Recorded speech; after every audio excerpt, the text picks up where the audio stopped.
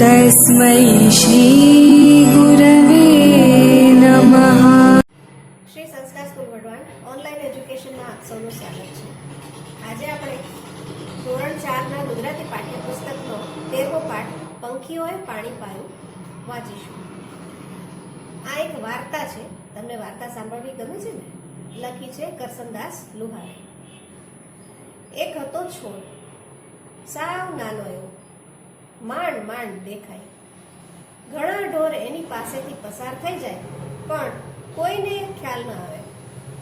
છોડને મોટો થવાની ઈચ્છા હતી, એને વધવું હતું, ઊંચા થવું હતું, આકાશને આંબી જવું હતું, ઘેઘૂર ઝાડ બનવું હતું, પરંતુ દિવસે દિવસે તે સુકાતો જતો હતો।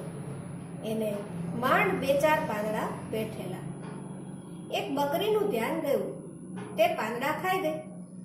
છોડ તો સાવ બોડો થઈ ગયો, એને રડવું આવી ગયું।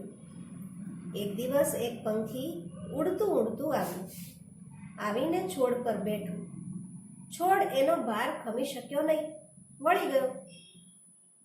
તેણે પંખીને કહ્યું, તું મારા પરથી ઉડી જા, હું તારો ભાર સહી શકતો નથી। કાં તો સાવ વળી જઈશ કે પછી તૂટી જઈશ।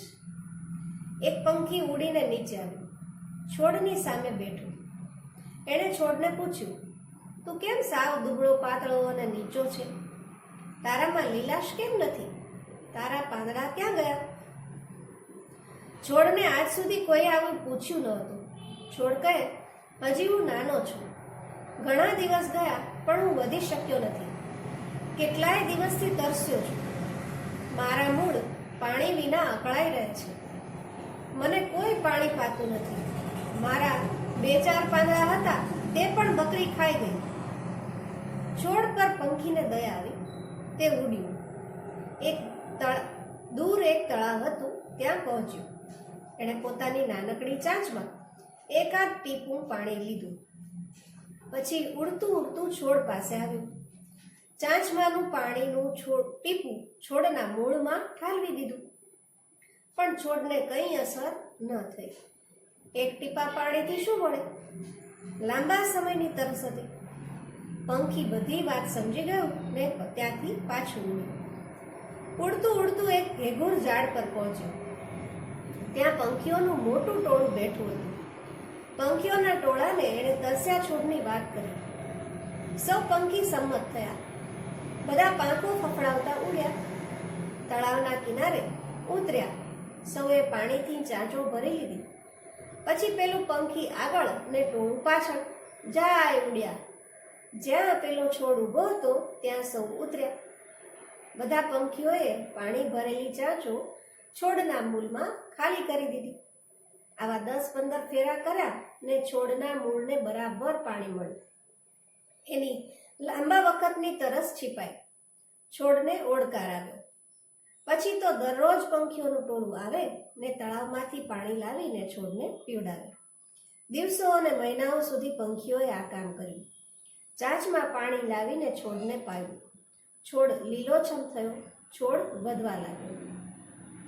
ચોમાસું બેઠું, કાળા ડિબાંગ વાદળોથી આકાશ છવાઈ ગયું।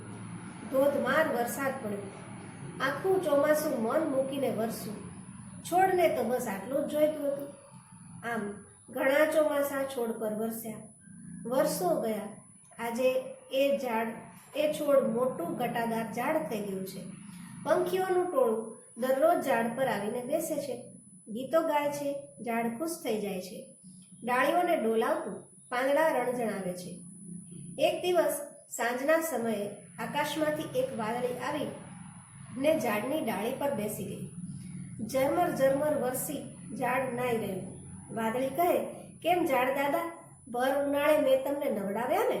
ત્યારે ઝાડને યાદ આવે છે, પોતે સાવ નાનો છોડ હતો ને પંખીઓએ પાણી પાઈને એને ઉછેર્યો હતો। ઝાડ વાદળીને માંડીને આ વાત કરે છે। વાદળી કહે છે, ખરેખર પંખીની જાત જ દયાળુ છે।